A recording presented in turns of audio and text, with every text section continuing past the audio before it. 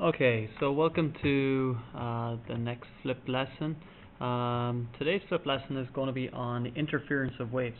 So up until today, we have talked about various things. We've talked about amplitude, we've talked about frequency, and we've talked about intensity. They are all wave characteristics which deal really with singular waves, and we've talked about waves as though they behave and as though they happen on their own. Well, the reality is that there are many different waves all around us, and just like water waves, those waves can crash against each other. And so, how do we begin to discuss how wave motions interact when they meet? So what happens when they meet? And this is what we refer to as the interference of waves. So interference of waves is all to do with what happens when wave motions interact and when they meet. So interference is the combined effect of the disturbances caused by individual waves at the same time place.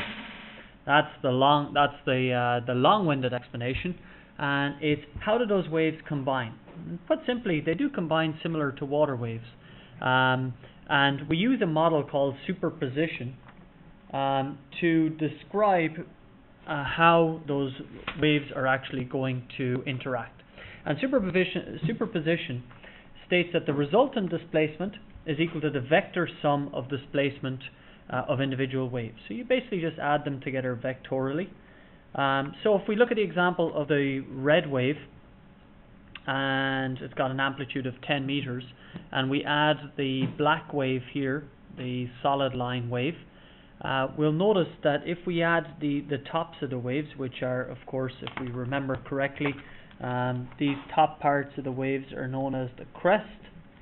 And when we have a scenario where we have a crest and a crest adding together, we will hit a maximum point shown by the green line, by the green wave rather. And so that amplitude would double up to 20. So you're adding the crest here, which is 10 plus 10, which would give you an amplitude of 20.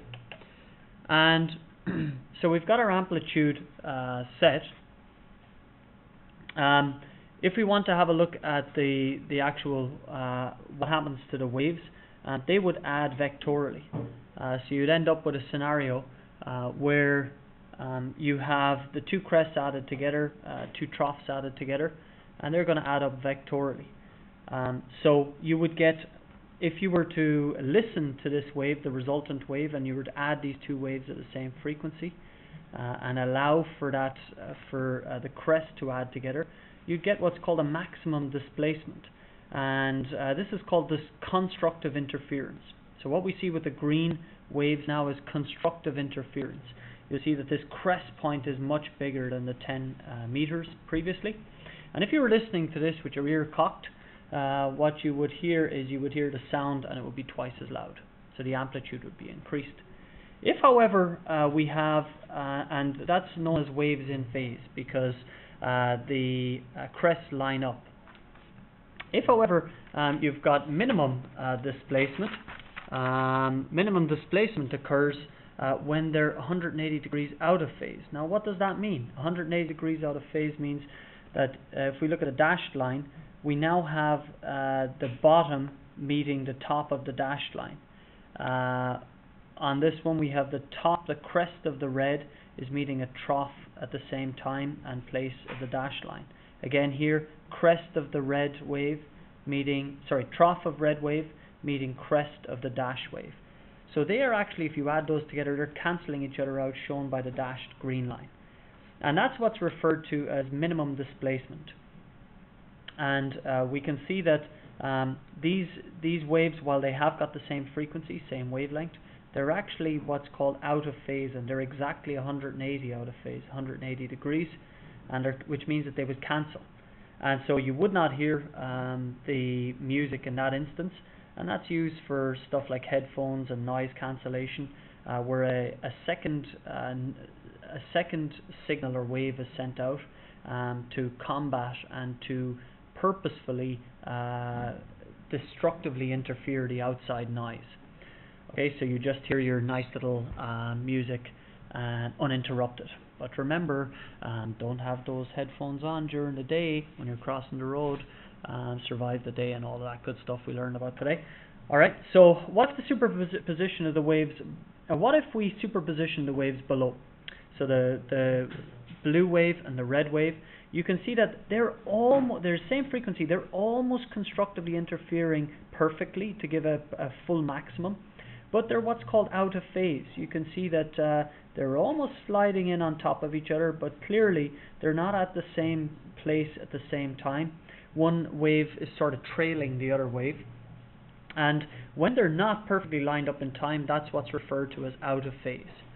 So far, just to recap, we've learned about how we treat interference of waves, how we treat waves when they meet, what superposition is, which is a theory, a way of looking at that visually and mathematically. We talked about constructive interference, we talked about destructive interference, and we talked about the concept of waves being in phase or out of phase, maximum out of phase and a little bit out of phase. By the way, when waves are a little bit out of phase, like we have at the very bottom, that can form beats, the beats that we know of in terms of music. So let's look at an example. So an example on a worksheet. We're asked on this worksheet to show the interference of waves when they're half on top of each other, which you would get this pattern. When they're completely on top of each other, of course, you get a maximum, and the two of them would sit on top of each other to create this maximum. If we go down and have a look at another one, we're asked to combine this wave and this wave. If we combine them in a half sense of the word, then the bottom parts would have a maximum amplitude, which is shown in the middle here, but the others would be undisturbed. Now, if you were to superimpose these on top of each other, completely on top of each other, what you're going to get is full destructive interference. Okay, so we'll talk about that a little bit more tomorrow.